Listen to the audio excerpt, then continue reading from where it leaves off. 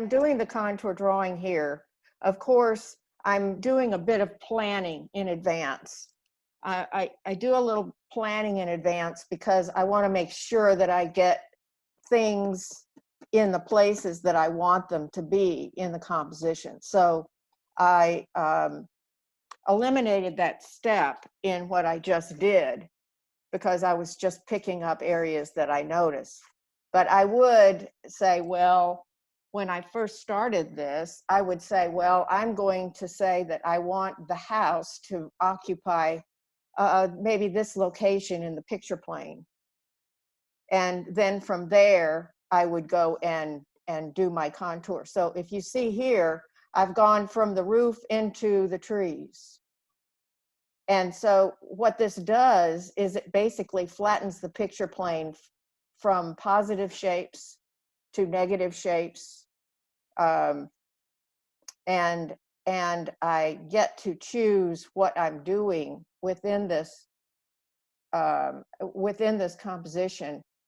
This over here doesn't have a lot of detail, and so therefore you can't really see what's going on back there, and you don't need to. So one of the things that I feel very strongly about in my painting and also in my teaching is to focus on what the painting needs as I go. And so down here, I don't see any need to draw what's down here because I already have enough emphasis and detail in this area. I don't know if that helped. And someone is asking if this is in lieu of a value study. Yes, it is. But I do give attention to values because of the source material or the scene that I'm painting. And I'm glad you asked that question because in this composition, you see that there is an uneven division of lights, darks, and midtones. There's a little bit of in a percentage scale. There's a minimal amount of really dark darks. There's some midtones, and there's a lot of light. A lot of areas that I can leave light. So if that distribution is 30%, 35%, 35%, 35%, or equally distributed, then you're not going to get as interesting a composition as you do if you maximize lights or maximize darks and minimize midtones, let's say. But the percentages of the picture plane, how the picture plane is divided, helps you to develop an interesting composition instead of a boring one. At least that's my opinion. Okay, so I'm going to start. I'm glad you're asking questions. Don't be shy.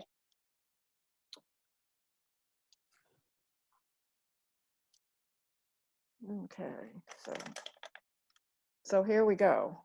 Leslie, as you get ready to start this paint, someone asked a good question was, can you tell us how you decided that this was a good photo to paint?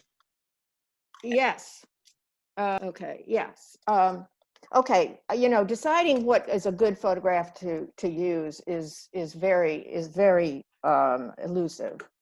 Some of the snapshots that you fall in love with are ones that might have way too much detail in them, and it's hard to make a good composition out of a cluttered source material. But a lot of people actually are very good at leaving out detail and making it simple. But I get a lot of students who bring in photographs, and I couldn't make a good painting, a good composition out of it. There's just no question. So something that's kind of simple like this, that has big open spaces, all right, that's one thing you need. And you need little spaces, little shapes, and you need irregular shapes. So that's what I look for when I'm trying to take pictures for paintings. And believe me, I go through a lot of paintings before anyone works. Okay, so I think I'm going to start with, it's hard to see. So I'm going to mix, I'm going to mix a kind of a dark green and start at an area of interest. So I'm using raw sienna and cobalt and chromium oxide, and not too much water, because I want it to be right the first time. So I'm just going to look at the source material, and I'm going to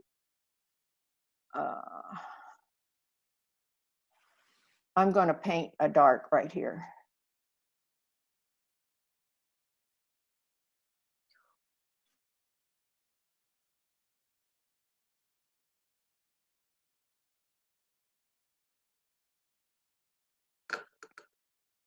Now I also see that I didn't want to do that.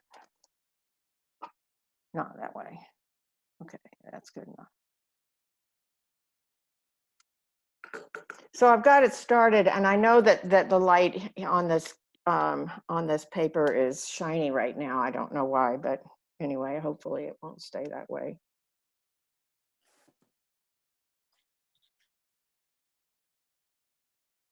So in order to make the green darker or duller, then I'm adding some carmine. So here I'm going to put in a piece of paint right there. So you guys can't see that, can you? Is the light too? Yes, I can see it. You can? Looks fine, Leslie. Oh, okay. All right. So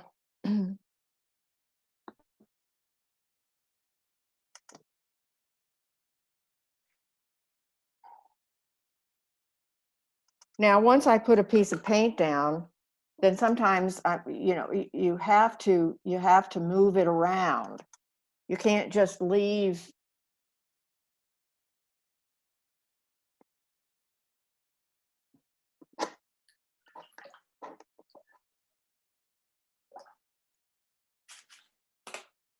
So you just can't leave it. And I like to finish an area before I'd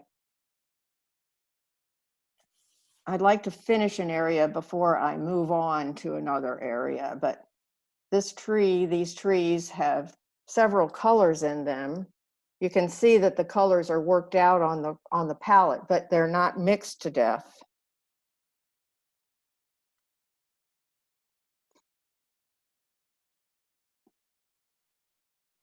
Leslie, somebody did ask what brush type and size you use. This is an 8, and this is a Kolinsky sable, Da Vinci. Thank you.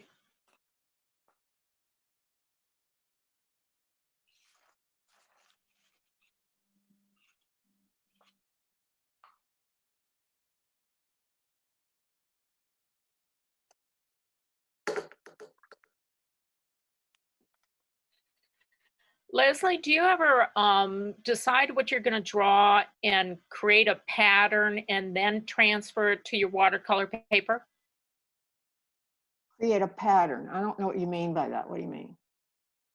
Well, if you would sketch it out and resketch it until you were happy with it, and then use, a transfer paper to transfer it onto your good watercolor paper. No, I don't do that. A lot of people do, and it's a valid thing to do, but I don't do that. I work a direct painting method that I establish as I go. This isn't easy. What size brush are you using? 8.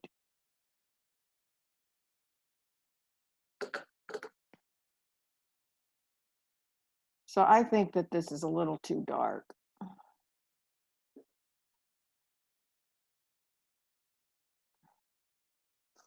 So I'm going to lighten it up a bit.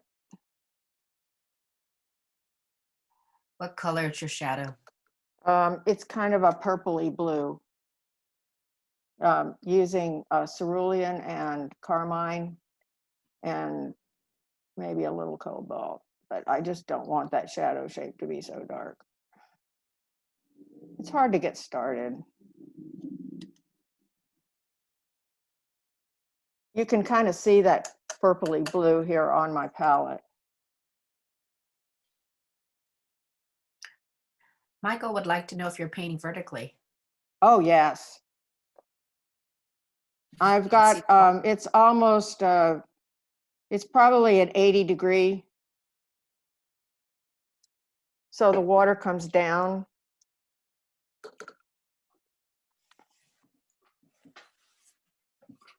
I can verify that she almost always paints that way. That's why she's so fun to watch the paint running down.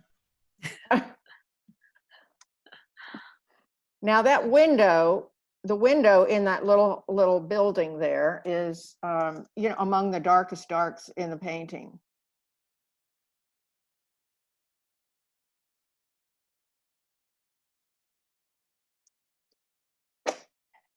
I use my fingernail a lot.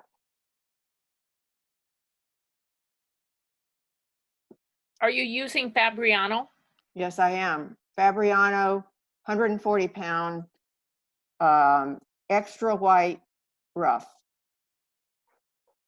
Now, I don't know what these shapes are. Everybody says, well, what is that? Well, I don't know, and I don't care.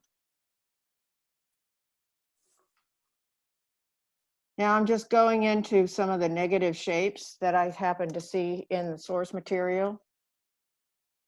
And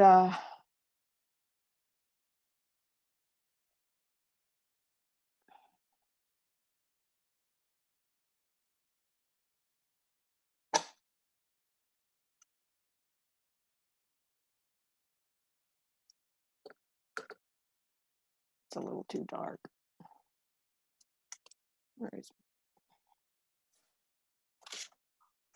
So I evaluate the values as I go, and if it's too dark, then I remove paint. If it's too light, I add paint. But I try to work on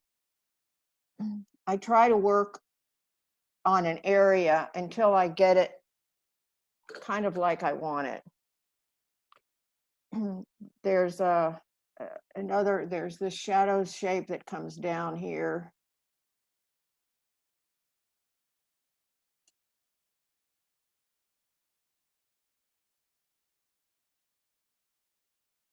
This is a really nice little place to paint if you want to go there. It's called Rush Ranch, and it's up in Sassoon. It's historical. It's a historical ranch that it's kind of now a museum, but it's still a working ranch with horses and everything. Leslie, did you edit the photo at all? Yes, I did. You might want to know how. Absolutely. So you can see I've got these trees coming out of the roof now. So I'm taking an area and I'm trying to get it like I want it before I go anywhere else. But yes, I did edit the photograph. As you know, right now we don't have anything except dried grass everywhere, and especially this farm. So I established some darks in here with Photoshop, and I exaggerated some darks. I actually took out a big, huge, set of solar panels that were blocking the view. So yes, I do.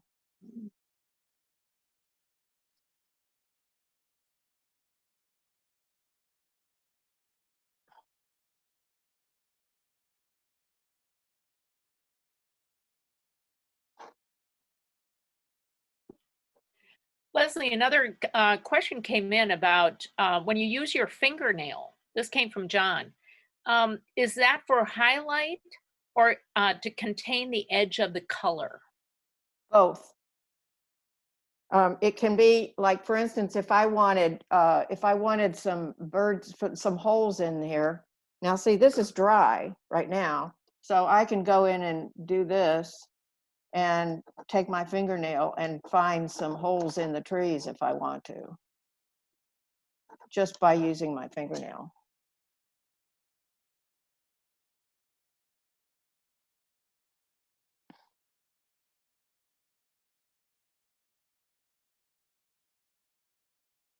So I'm going to make some more of a lighter, wispier green that I'm just going to kind of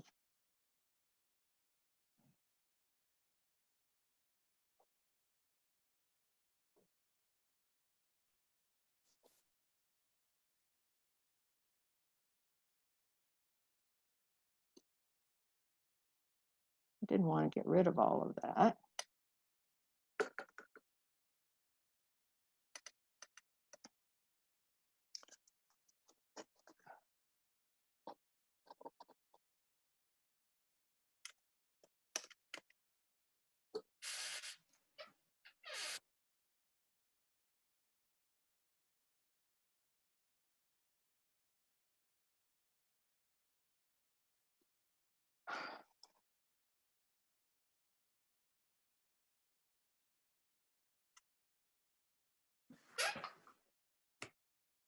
So I'm trying to get enough variety in these trees so that they look, so they have some variation in them.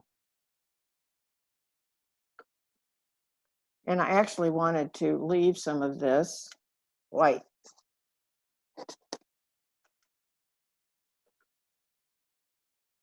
And then maybe introduce some calligraphy in the trees for some branches. And okay. So do you see that I don't know if this painting is going to come out, you guys, but I never know. But what I'm after is variety in certain areas. And so by managing the sizes of shapes, the use of line, the texture. So we're looking at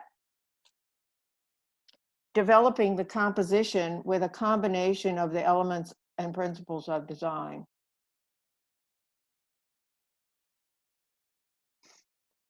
So I'm using the source material. I'm using the source material as a guide, but it's not the end all. I think very, very rarely do you come up with a source material that is fabulous for painting. You always, I think, have to, you probably all know this, you probably have to modify the way that the elements of design can be, the way the elements of design can be manipulated in the picture plane.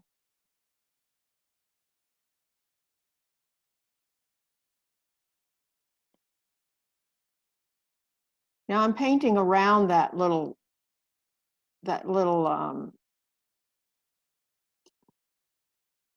pole, but I wouldn't have to.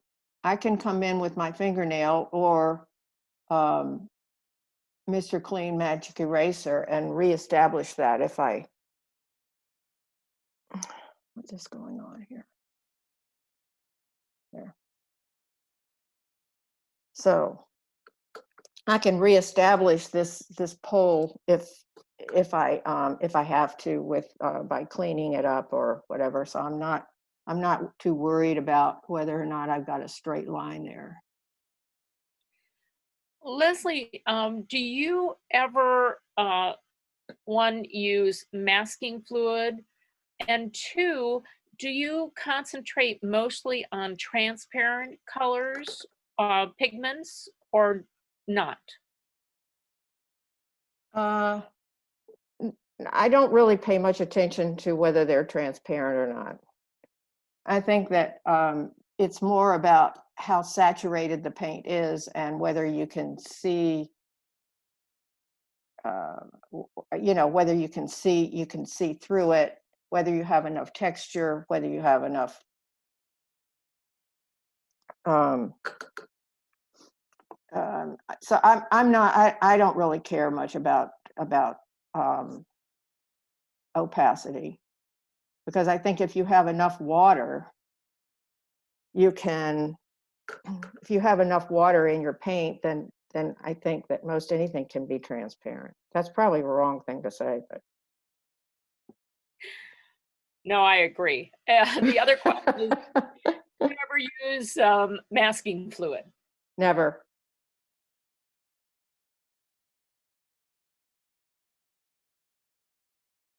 I think that sometimes those hard edges that result from masking fluid really become distracting, and then you just have to, then you're just having to soften the edges.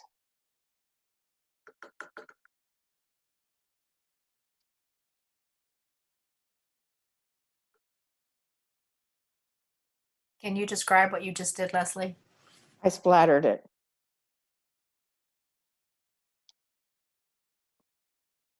Then I can use the splatters to create diversity and variety.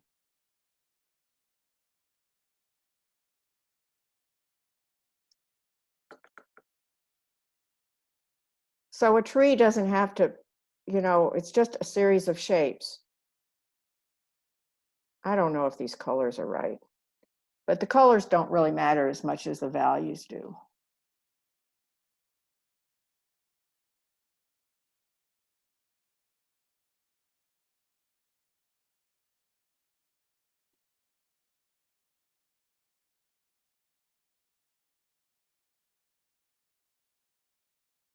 Now there's this little thing up here that I thought was pretty interesting. This little, it's a generator. I don't know how it works, but I'm just going to establish that little piece of interest up here. Now that's too dark, so I'm going to lighten that part up. It's just a little electrical thing or something. It's a generator of some sort. That's too. Do you see how much that's too important? That's what you have to. That's what I think you have to do. Is you have to evaluate how important are things, and whether or not they're too important or they're not important enough as you go through the painting. So I'm just going to put a little water on that so that it then kind of disappears a little bit, so that doesn't attract more attention than I want it to. So establishing the amount of emphasis that you want in your paintings is pretty important. And also, I don't want this tree to look like a lollipop. And Mother Nature might not be cooperating.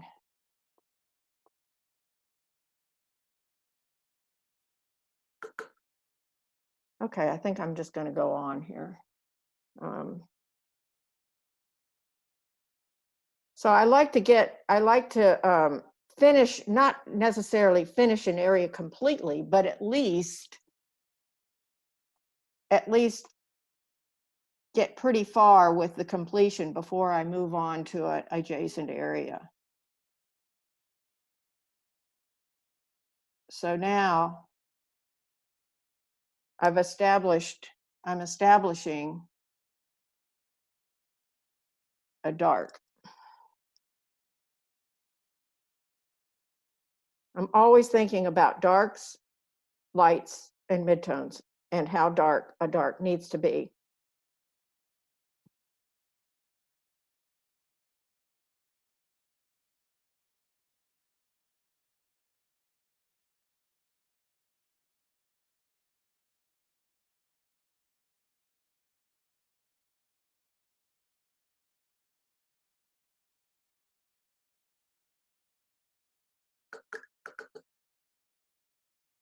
See, what I wanted to do, just in this little area, I mean,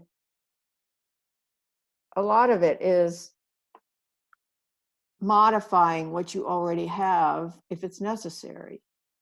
I wanted that to be darker so that the shadow side would come out of that, of the little house. It's all design.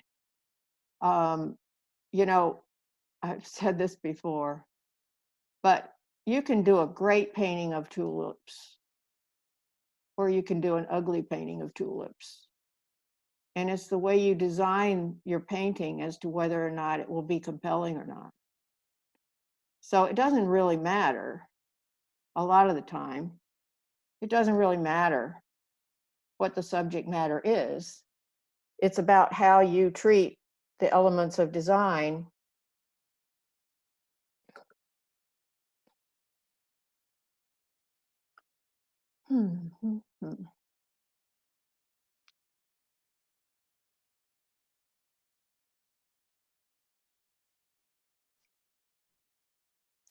Deb wants to know if you always start with the most important area. I do. I start with an area of interest. I don't know if I start with the most important area, but I start with an area of interest that attracts my attention. And usually you can trust yourself. You can trust yourself to say, well, that's an important combination of shapes here. And I would start with that rather than go down here. I don't know if that answered the question.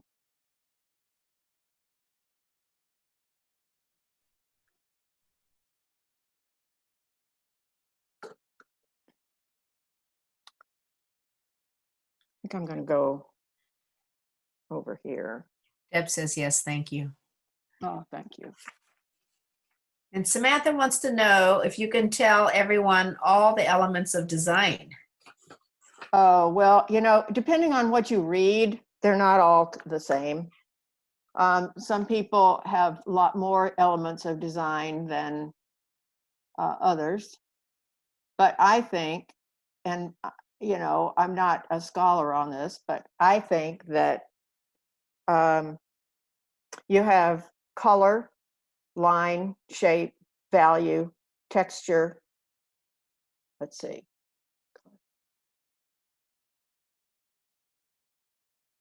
That's it.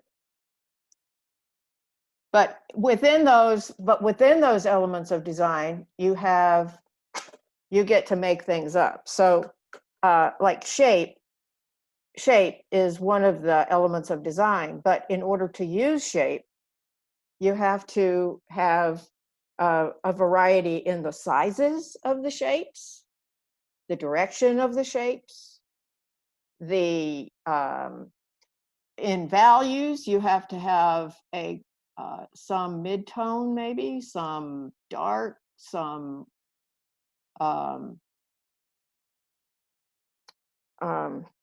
in texture. Like if you had the whole thing texturized, you'd have nothing. So I think it's the principles of design that you use to actually manage those elements of design. So then you start getting space and direction and variety and all kinds of things. I'm not a scholar on this, like I said. But I think that developing a good composition is not only using the elements of design, but it's how you use those elements of design in order to make an interesting statement.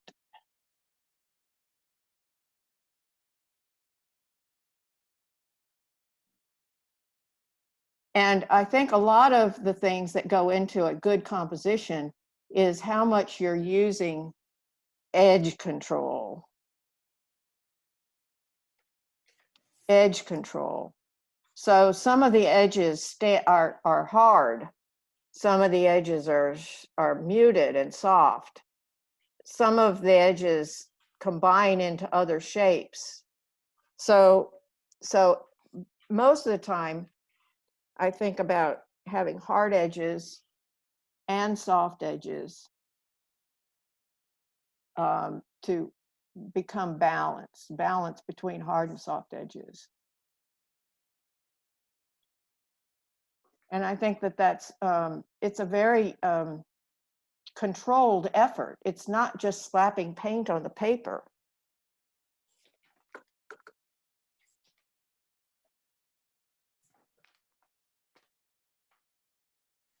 I like to use splatter sometimes because it frees up your shapes. It makes things it makes variety happen. And then you can adjust that splatter to whatever you want, whatever is needed. Leslie, the paints you're using are pretty thick because you're holding the palette almost vertical. Correct. Pushpa would like to know what your paint to water ratio is. Oh, roughly. good. Well, like here and here, it's a lot more of paint to water than here. So that just the management of the amount of water and the amount of paint, like for instance, okay, right now I'm going to put a really big dark where I see this tree limb coming out here. Oh. Okay. And then maybe another one, another tree limb coming out. So here I have shapes that are close together. I have shapes that touch each other. I have shapes that are far away from each other. And all of those decisions that you make are what I think are important.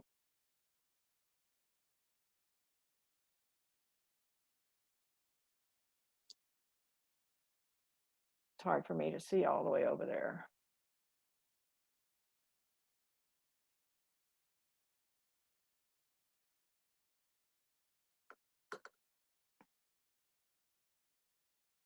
I don't know if I answered that question.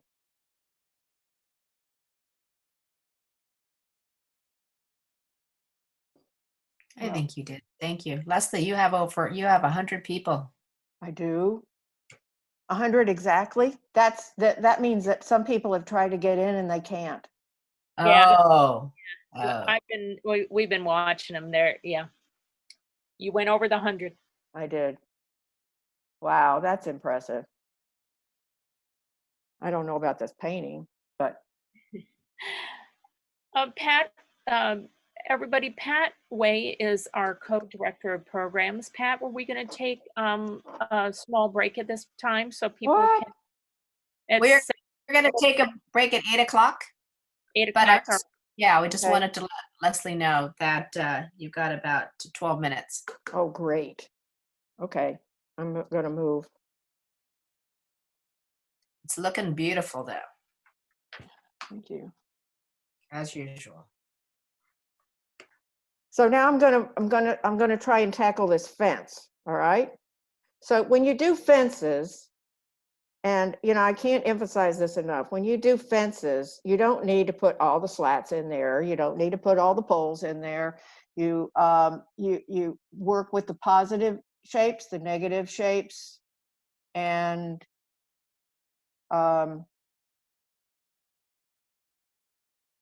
try for some variety.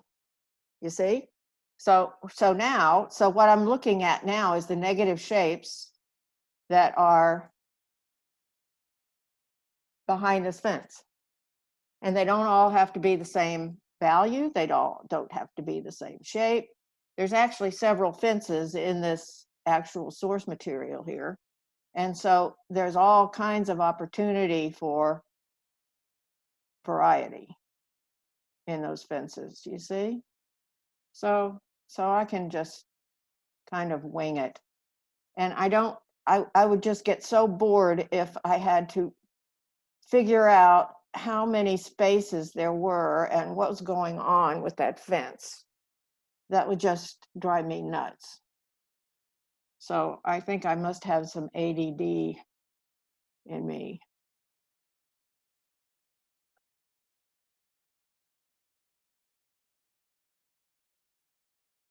So I'm just kind of giving you, trying for an impressionistic view of this fence area. Okay, now, still more. So I'm gonna have to move on here, big time. There's some dark down here and some dark here. I'm just going to, it's just an impression of what is here instead of describing everything.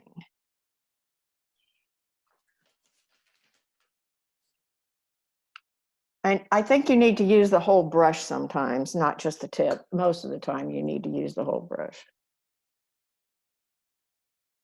So you place the paint, place it, put it down, place it into the shape that you want.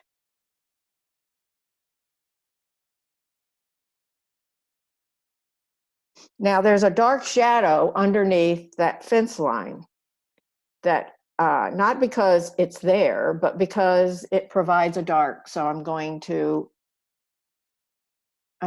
try and establish those, but I'm going to do it in a variety way, not just making up shadows. Just getting some variety in the darks, and this is like calligraphy now.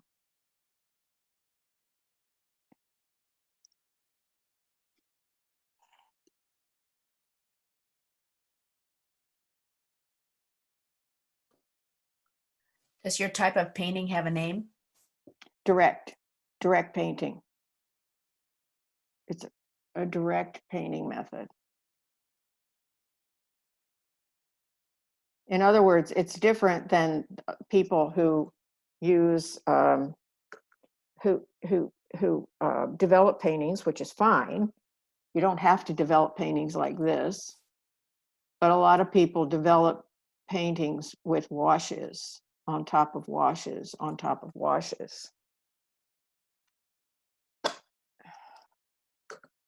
And I don't do that. I like to leave a lot of white in my paintings. Just a matter of preference. It's not right or wrong.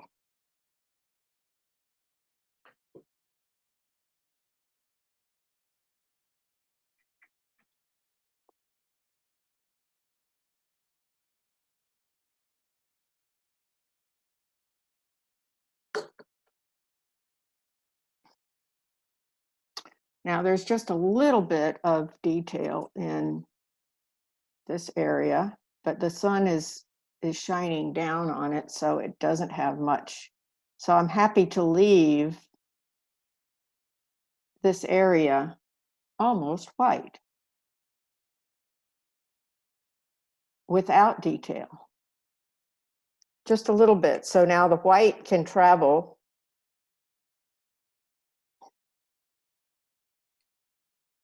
white and light. Okay, now I'm going to go down into this area. Let's see, maybe a little purple. Whoops, that's too much red. I kind of get an idea of the color by just including a few colors and mix them on the palette in a so you can still see the colors instead of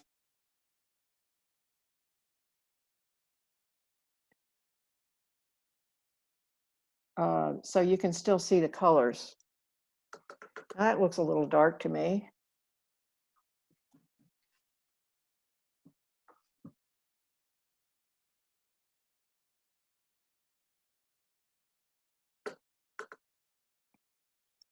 I think a little bit of raw sienna would be good in here.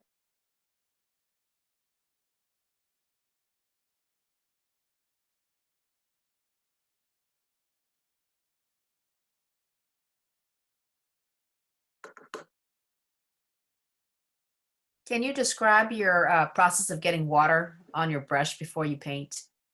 Yes. Yes. The process is, I'll show you. I'll tell you. Okay, so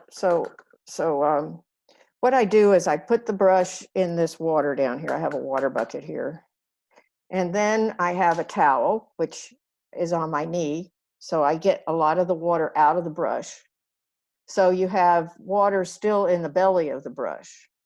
At that point, then I go into my paint with the amount of paint that I want, dark or light or whatever. And then I place it. So I have a variety in the amount of paint. I have a variety of, if I want to have more of a saturated paint value, then I didn't even go into the water there because I still have water in my brush. I don't know if that helped, but that's kind of the way I do it.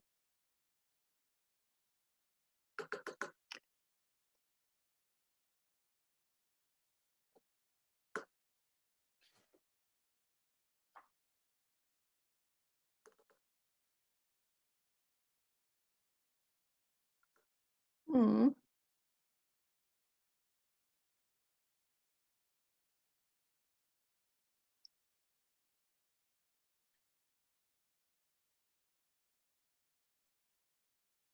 It's almost 8 o'clock, Leslie, so you can take a break whenever you're ready. Okay.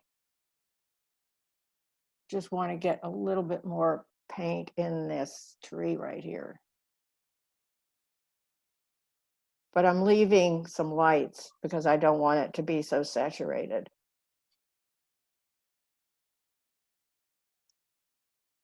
Leslie, people are appreciative that you have the source photo there so that they can see what you're working from. Oh, good. Well, that's fine. Yeah, I'm picking and choosing what I want out of here. And I'm glad that I'm glad that we were able to send the source material to you in advance, to people in advance. So I don't want to take too long of a break here because I'm worried that I won't finish. I'm just going to add a little dark here.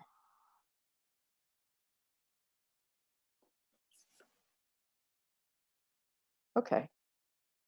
Okay, so are we ready to take a break now? Yeah, let's take a 10-minute break and meet back at 8:10. For Well, those of you, I'm not going to leave. But Leslie, she's available to answer any more questions. Oh, sure. Now, And I will make an announcement though. I have this sign that I'm not going to put on here because it's wet, but Center for Community Arts has Zoom classes, and my classes begin on the 20th of July, next Monday. So registration is still being honored. I have classes on Monday afternoons, on Monday, Wednesday, and Friday. And this is where you go to register if you want to. There's summer, it's 5 weeks. People can take a screenshot of that, Leslie. Oh, okay. Good. Yeah, you can take a screenshot of this. How about that? I'll bring it even closer. How's that? Okay, so if you want to you can register for my classes. They're not full yet. Leslie, do you record your classes so the students can review it again and again if they want? I do, absolutely. I'm doing quite a few Zoom classes, and I record them all, and then I send a link. I send a link to everybody in the class, so that they can actually watch it over and over again. Oh, that's wonderful. Yeah, they like it. And I think, the Zoom classes, when I first started it, I thought I'd never learn it. But there's benefits for this platform. And one of them is, of course, that it can be recorded and you can look at it over and over again.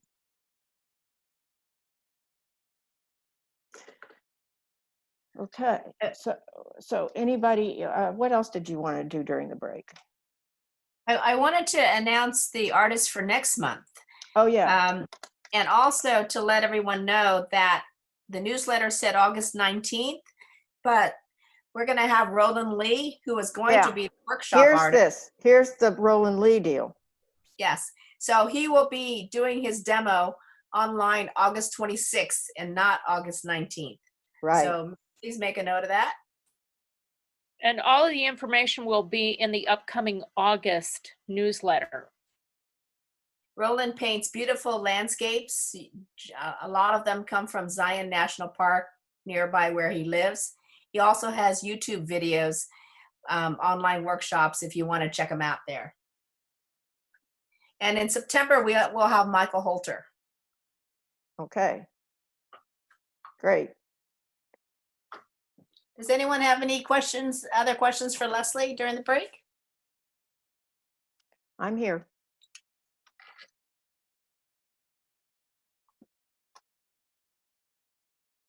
Okay, so I'm just going to continue here because I don't want to run out of time, okay? Okay. So I'm just going to introduce a little bit of kneaded calligraphy.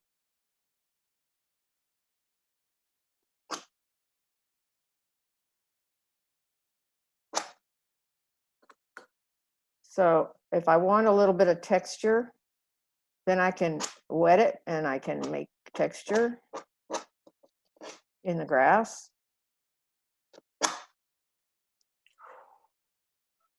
Okay. So here is, I'm going to make this a little bit smoother. I want to finish an area before I go on to another. Finish, or get it sizably finished, let's say that.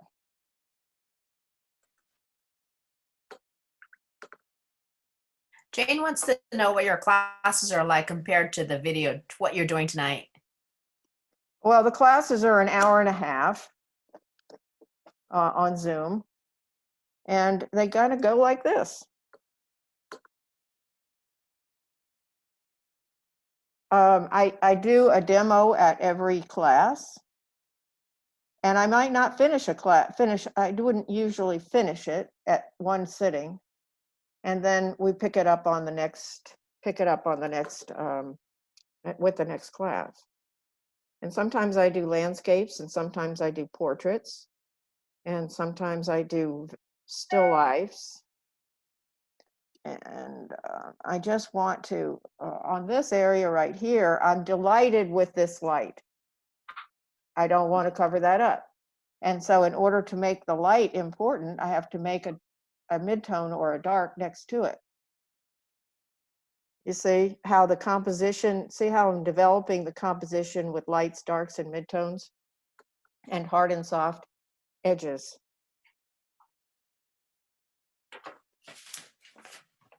So I'm using the source material as a guide, but I don't want to think that I can't just I can just not use part of what's already there. And there's Let's see, maybe a little orange. How about a little orange? For some interest down here.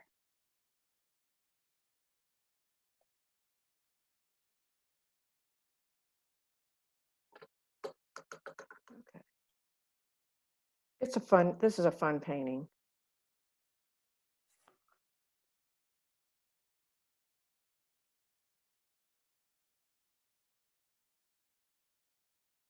Now we have 97 people.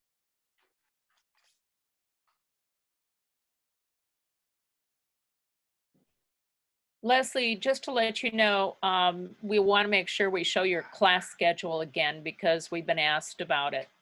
Oh, you have? Okay, I'll show it. I'll show it. At Don't the end. worry.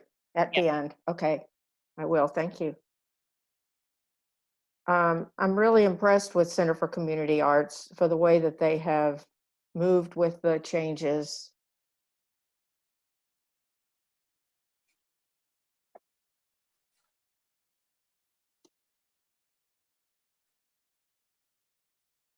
So you see how a painting can develop with, I don't like that color so much. How the painting can develop with manipulation of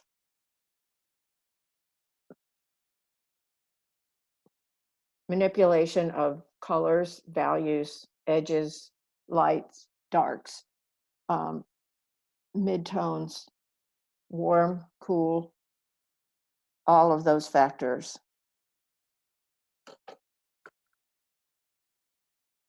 There's a pretty big dark over here.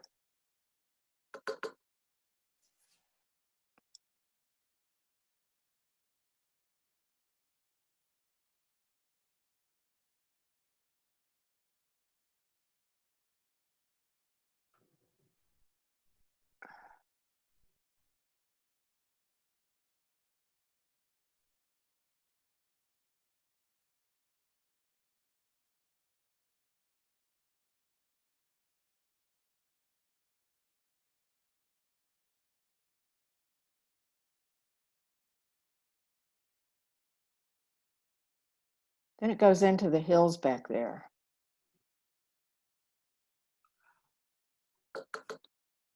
This I don't like, so I'm going to eliminate it.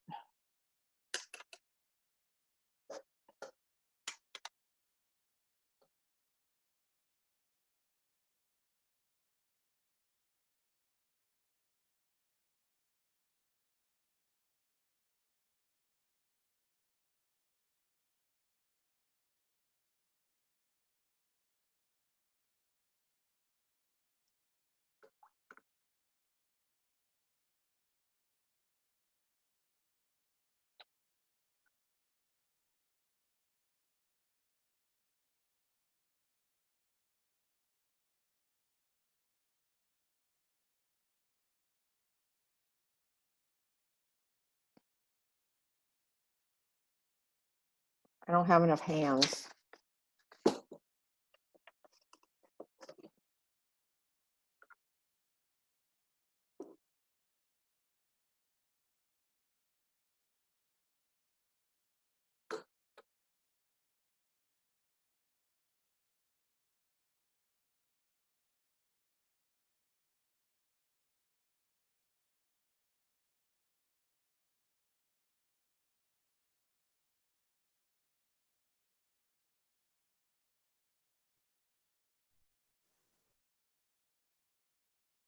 How much thought do you give to the colors you're going to use before you do the painting, Leslie?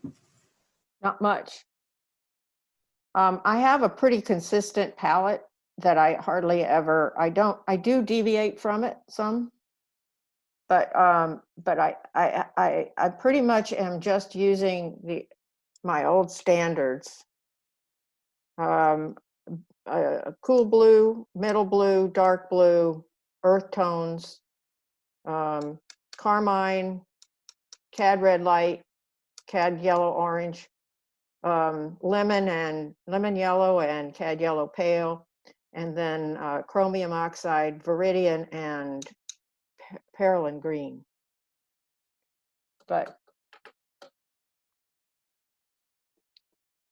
It's not really the colors that are so important.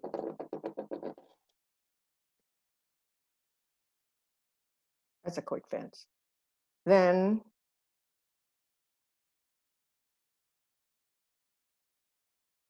just a suggestion of a fence.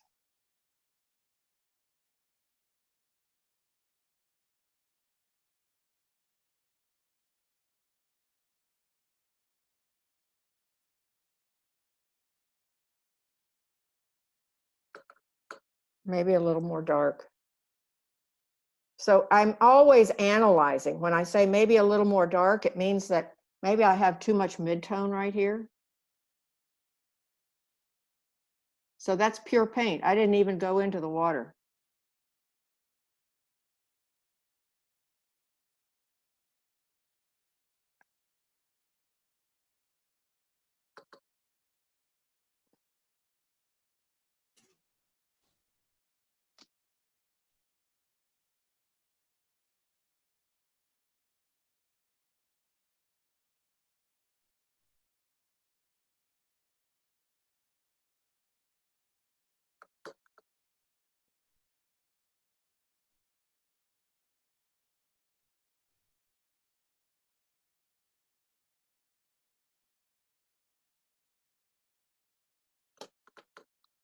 I just happen to really love this little dark patch of trees over there on the edge.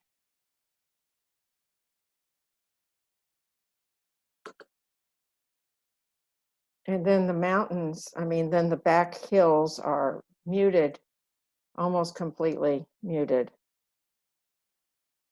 because of the atmosphere. So I'm just going to go like this.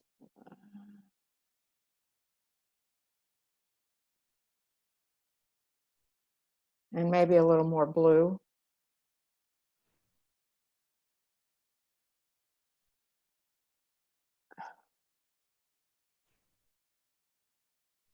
And a little more raw sienna for the hills. It's a little too dark.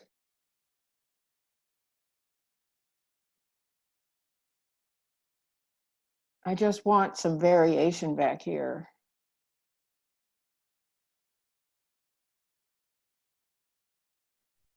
That's a little too blue, so I'm going to add a little red to it to make it more of a purple. There we go. So I'm mixing the colors on the paper. Then there's some dark trees and stuff back there, so I'm going to go and adjust it to a dark. Here we go.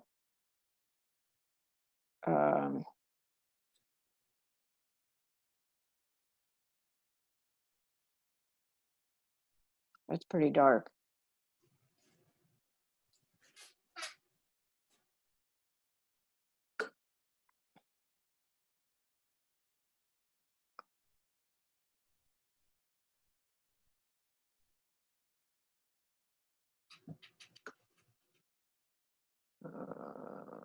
A little bit more of a green back there.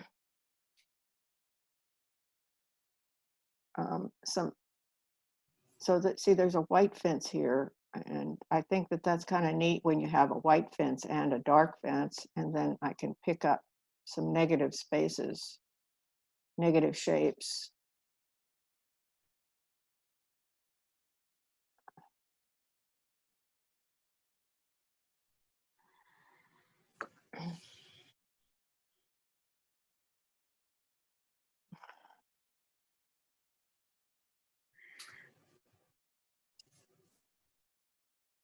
Leslie, I know when you paint, you squint a lot. Oh, yeah, I do. I squint a lot. Are you squinting now? Mm-hmm. I squint because then I can see the big idea. Okay. That might be a little too busy back here, but I don't know. We'll see. I like the way that the darks travel to the other side, though.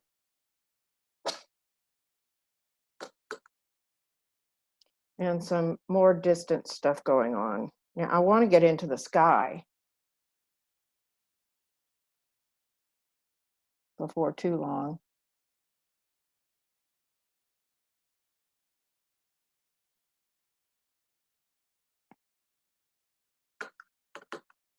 And I want to get into the foreground here.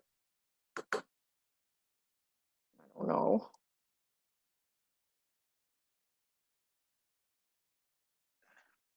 Okay, so here we go. Okay. Now, you see the way the light travels across here? I think that's We can't see the left side of the source. oh yeah, you can't. Of course, you can see it if you were looking at the picture that you were sent. But anyway, there's some light that goes all the way over to the other side. And so I want to take advantage of that. So, and I don't want it to just be a line.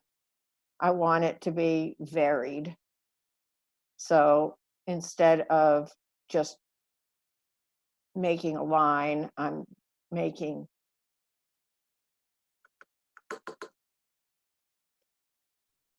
some variation there.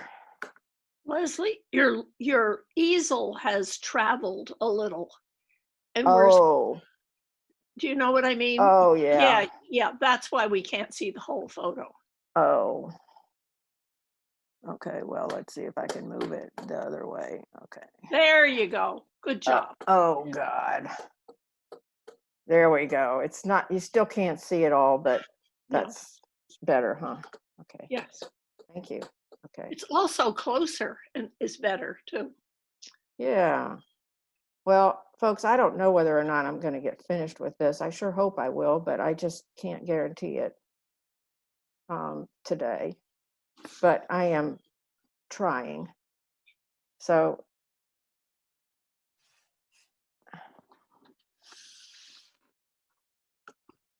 see how this is running downhill?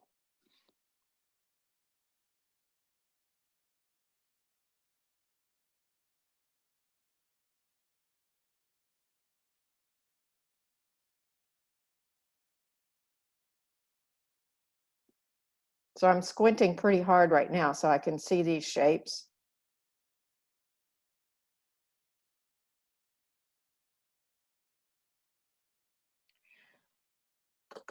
Leslie, Michael had a question for you about your Kolinsky brushes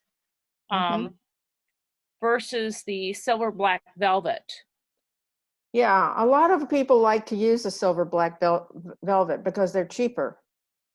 They're less than half or maybe even a quarter of the expense of these things, but they do not hold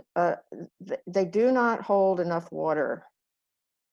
And I think that they don't hold their shape for as long as these Kolinsky sables do.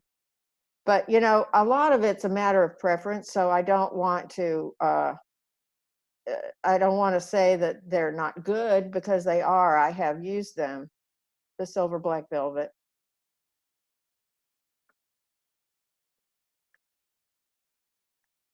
But I just have gone back to these because they hold so much water and so much paint. You see how much the brush is just terrific.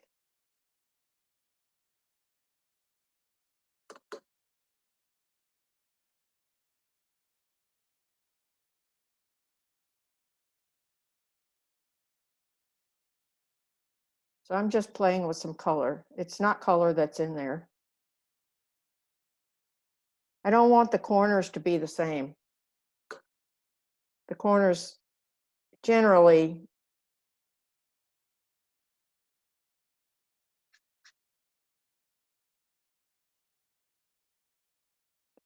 okay, I'm going to leave that for a minute because it's too wet for me to get any further distinguishing things going on. Now, I think I should get into the sky.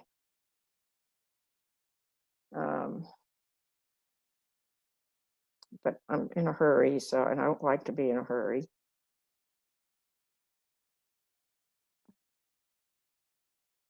It's about 8:20, so you've got at least 35 minutes. Oh, good. Okay, well, that's good.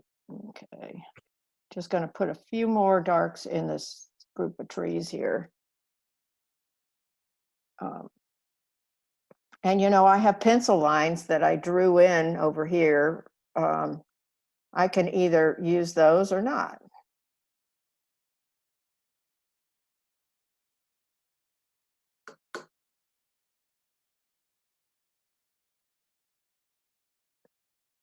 Maybe put a few branches down here.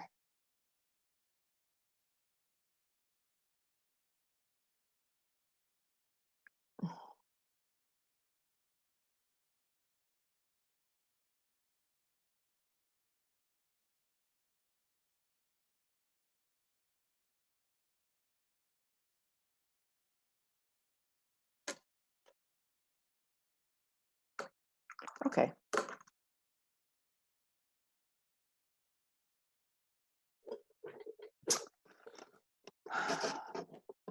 I hope that I can get the sky done. Do you ever use a hairdryer? No. No, I mean, a lot of this painting is dry already.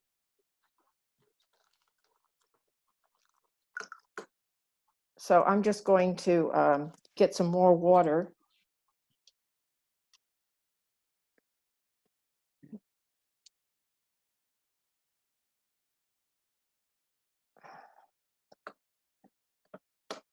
See, this is my water thing.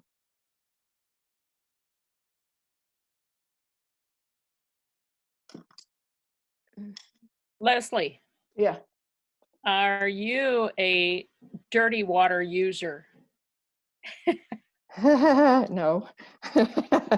I've got to figure out a way to do this rather than end up on the ground. I mean, yeah.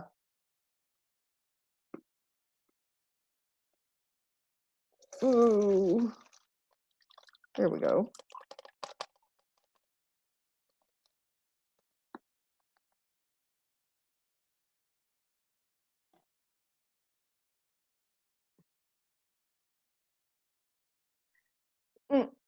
We have to tell our members Leslie's flying solo tonight, unlike Stephen Barry, who had a helper with him.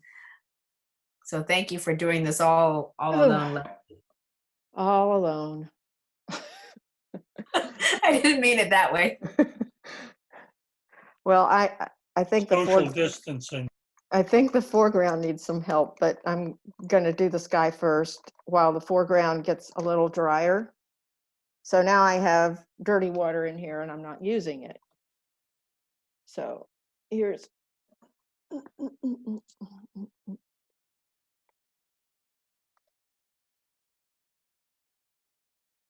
I like that picture. Yeah, isn't it nice? Sue Johnston gave me this picture before she left. Oh. Okay. All right. Now I have clean water. Now I need, I can't use this palette for sky the way it is, so I have to clean it.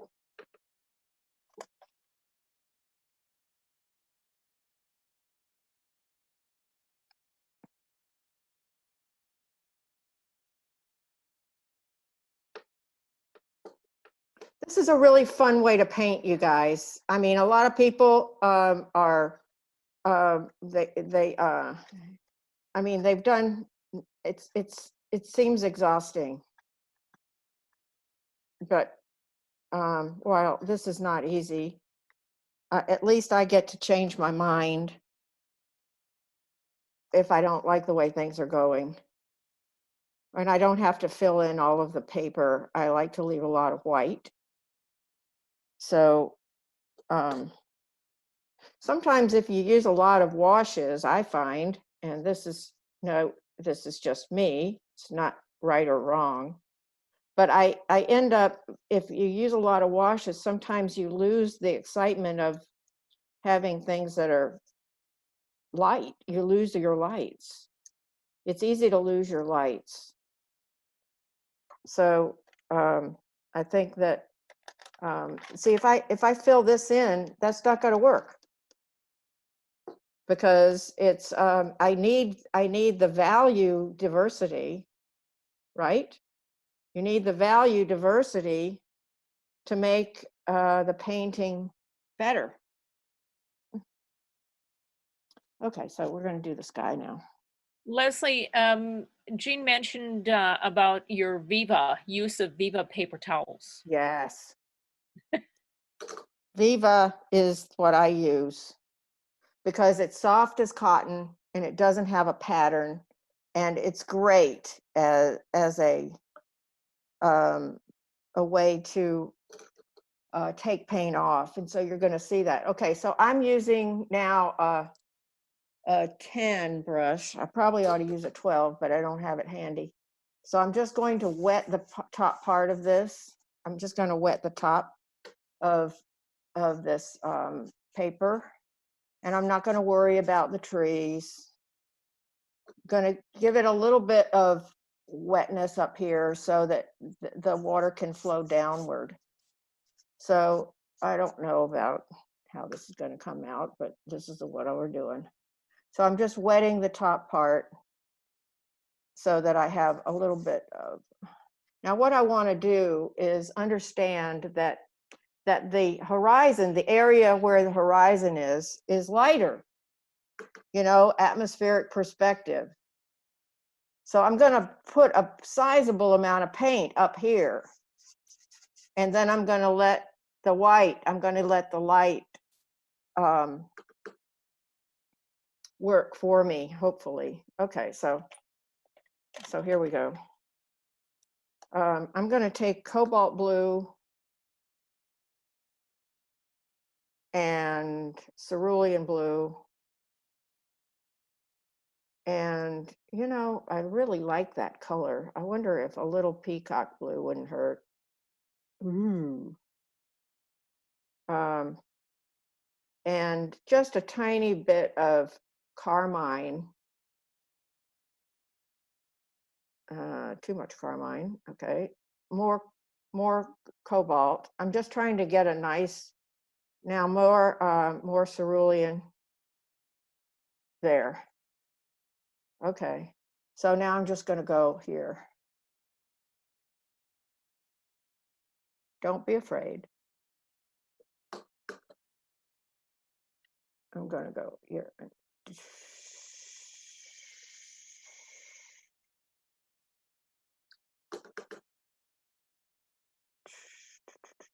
That's just plain water. A little bit more paint, not much. Oh, that's dangerous to add more paint. There we go. Now, as I go down, uh-oh. Don't do that. Okay. As I go down, maybe I want to add just a little more this carmine, just to give it a little bit more of a reddish, maybe a little more cerulean, make it cool blue. Okay, a little bit more. Go right into the trees, go right into the land.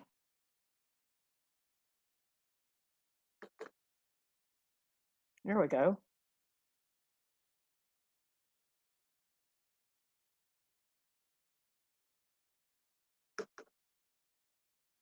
Any drips?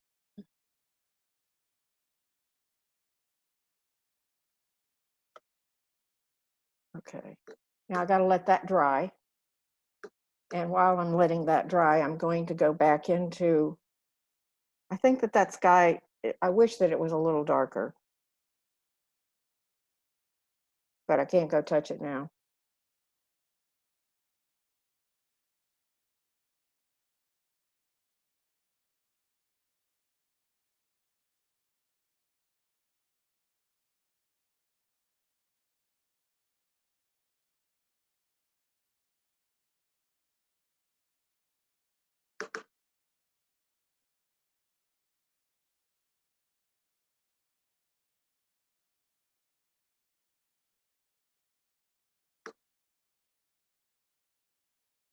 What color is that, Leslie? Oh, I don't know. It's, let's see, this right here is a little bit of green, so I think it had a little bit of chromium oxide and a little raw sienna and I think a little carmine. But well,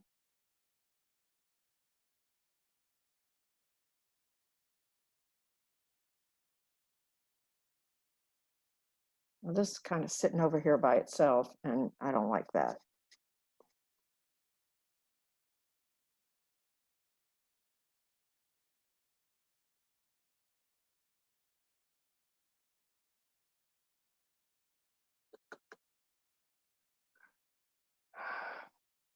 It's 8:30 right now.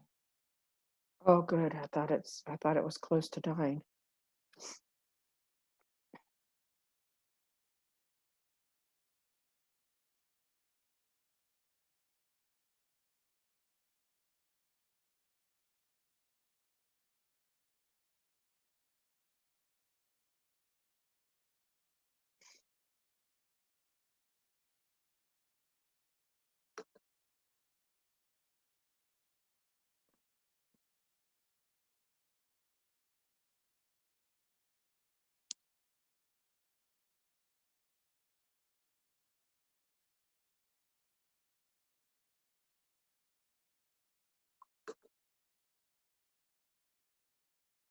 I'm mixing color on the palette, on the paper.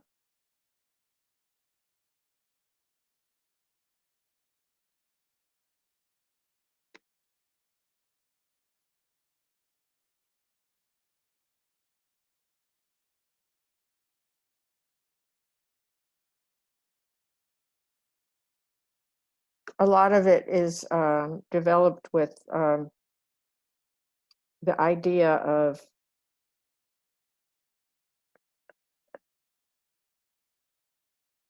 with the idea of um, just color accents and value accents.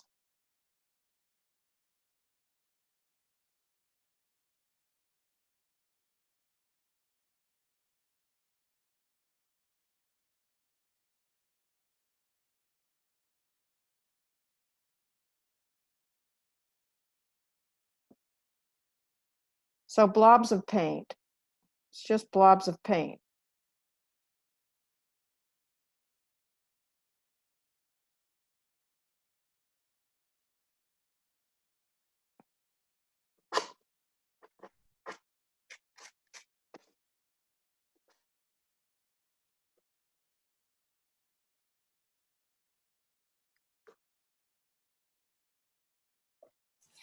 Leslie, you mentioned the sky was a little lighter than you'd like it to be. Would you go over it again once it dries?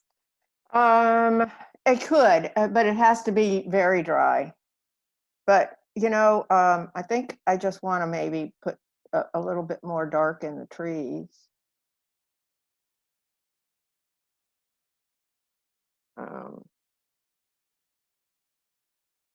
Yeah, I think that's I think it's hard to do that without. Right now, it would be. It's still damp.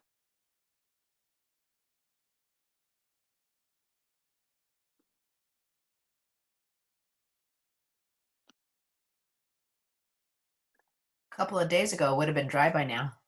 That's right.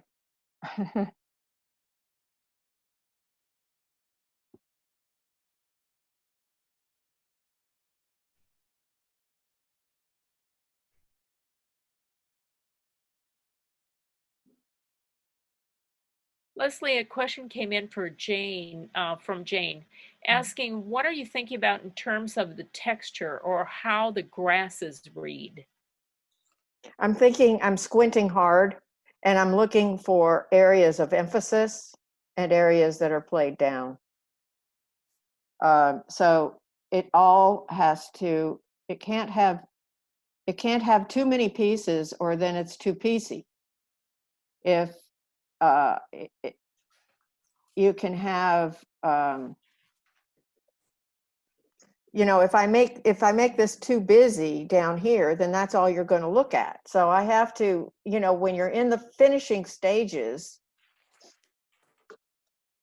of a painting, you have to kind of evaluate the whole thing to see what the painting needs. Let me see something here. I was thinking maybe I could do a little bit of cloud activity with this, with a little bit of cloud activity.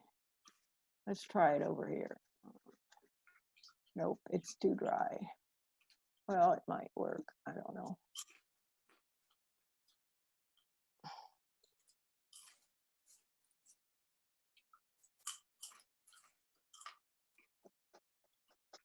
No, I don't think so.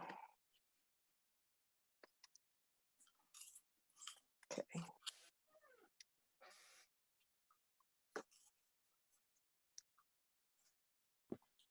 Leslie, can you speak to your palette, what type of palette it is and why you've chosen this type? This palette is a fabulous palette. It was given to me by Sal, and it was made in England, and it's made by the Paint Box Company. Some of my students have ordered them, but it takes a year to get it, and they're very expensive. So, but I won't, I mean, I don't think I'll ever use another palette because it's so great, you see? It's got big wells, and it's got ample mixing areas, and you can hold it in your hand because it's perfectly balanced. So, gee, I wonder, I hate to go back over this, so probably shouldn't. I'm curious why you think it's too light, the sky. Well, I'm looking at the balance, the imbalance and the balance of value.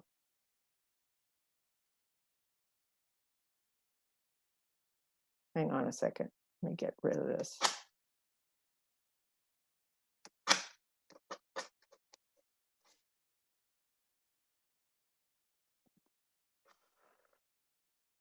Better.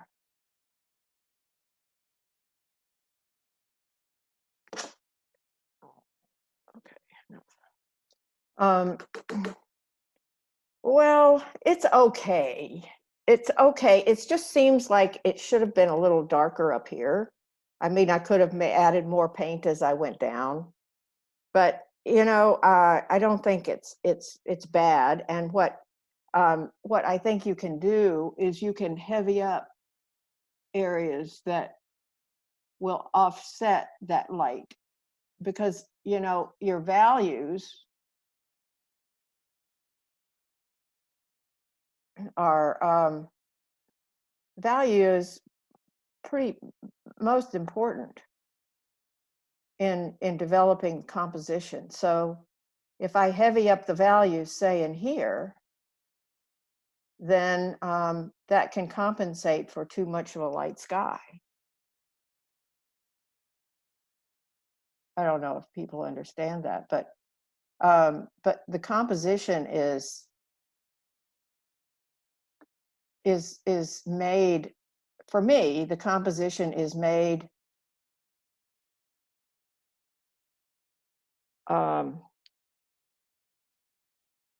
in stages, and asking myself what the painting needs. What does the painting need? Does it need more dark? Does it need more light over here? And why? Uneven distributions of light and darks and texture and sizes of shapes, all of that goes into a making,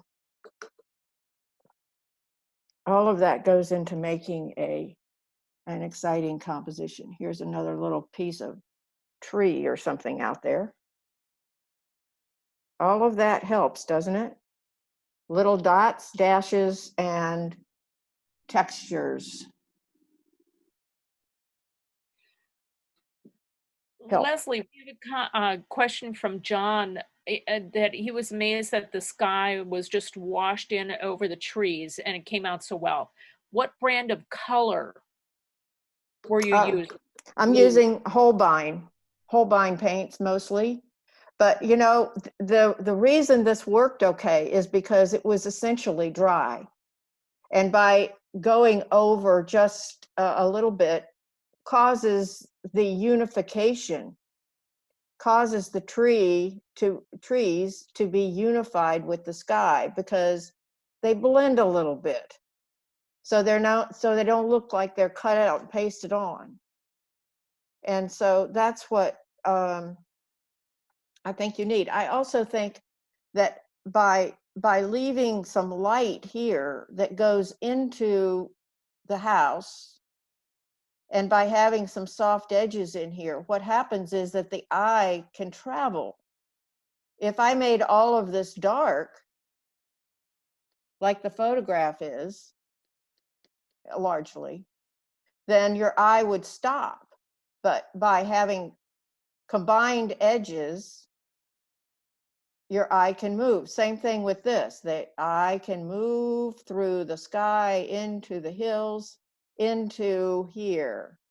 And then the whites can move through here and into the house and out. And one of the things that I think is bad right now about this is that I have blocked the person's eye from moving in that direction. See how much better that is? When I just took my fingernail and went like that.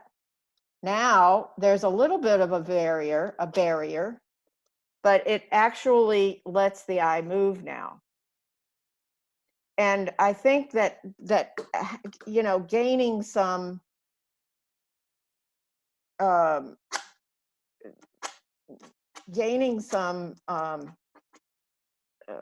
vision about letting the eye, about how can I let the eye move rather than it being barriered by, see, a barrier here is fine because there's no barrier here. If there was a barrier here and here and here, then this would be isolated. So I'm looking at areas so that I can see whether or not the viewer's eye can go through the composition, you see?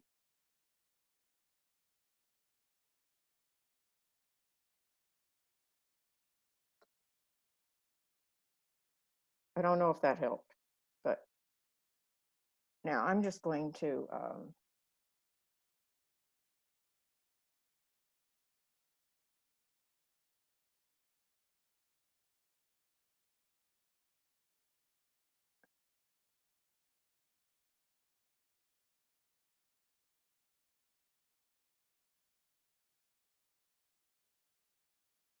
I like making the corners different. You make the corners different from each other, then the eye moves better. Leslie, I know you don't stretch your paper, but you don't seem to have a problem with any curling. Oh no, this is gap right up here. But no, I don't. I mean, because I work so, I don't work with a lot of washes. It's really more of a direct painting. And so all of this is pretty saturated. You see the paint's not moving on my palette. We had another question about the shadows in the fence. Yeah. They wanted to know if it's too much detail to include them. Well, I didn't include all of them. That's a very good question because, you know, there's a lot of stuff going on in the fence. And if I included all of these little slats and all of these little poles, then that would get too much of your attention. And it would take away from what I want you to look at. All of this repetition, if these were really clean and neat, without any variation, that would be boring, in my opinion anyway. So it's just a suggestion of the fence. Someone asked how we're going to access this video. This is Carol Husline, so I just wanted to let everybody on this demo tonight know. We are actually in the process of hopefully putting this to a YouTube channel. Accidentally, several years ago, 2 different YouTube channels were created, and now we are reestablishing the correct one. So we'll let you know as soon as this video is up on a YouTube channel. It'll be on our website, and it'll be in our newsletter so that people can access it. Okay. It's about 8:45 now, Leslie. Good. Okay, so I'm just kind of looking at, I don't know what I should do to this. Maybe, you know, sometimes when you don't know what to do, it's enough. If I charge this up with more detail, I don't think it would make it any better. And some people say, oh, but do you really want this thing here? You know, yeah, I'm gonna leave it. Because it's just a mystery about what it is anyway. Leslie, do you step back now when you finish this, you as tonight, not that you finish it, when you're done tonight and you put it aside and you let it dry, will you analyze this, look at it, set it aside for a week and periodically determine, you know, are you finished? Did it need any touching up? Did it need any softening, etc.? Do you analyze it in that way? Yes, I do. And sometimes when I might have finished the painting some time ago and then realize that, oh, that just needs more work over here for some reason. Maybe it needed more interest in a certain area or whatever. Yeah, I mean, if it's good to give a painting mantle time. Put it on the mantle or in the kitchen and look at it and say, oh, what was I thinking? So but then again, a lot of people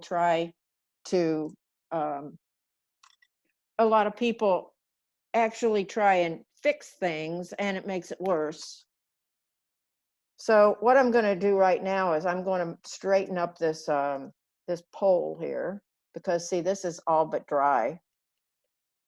And now I'm going to take this Viva towel.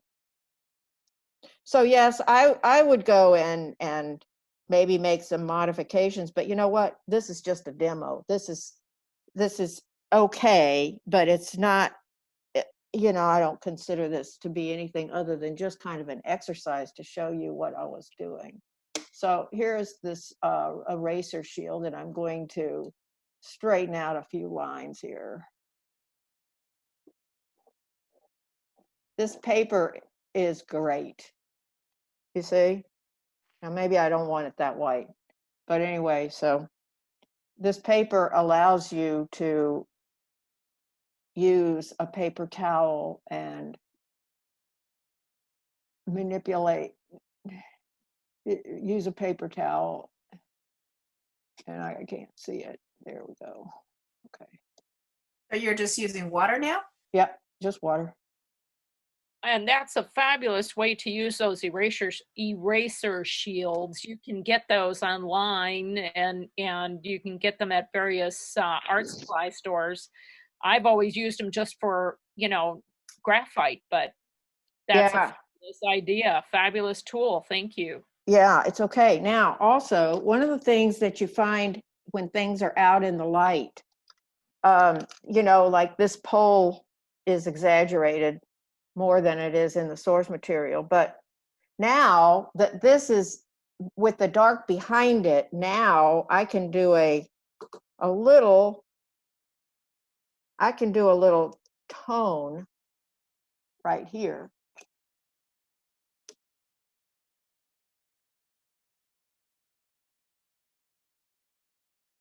To give it just a little bit more visibility. There we go. Because, you know, sometimes a telephone pole or a pole can be dark against a light, or it can be light against a dark.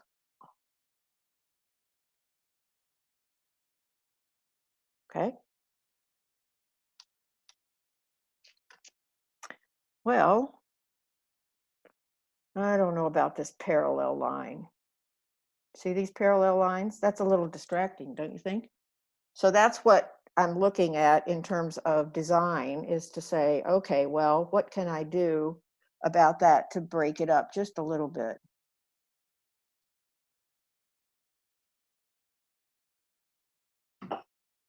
So it's analyzing, and I got this concept from Charles Reed. Ask yourself, what does the painting need instead of what's there? A little better, don't you think? So that parallel didn't take over.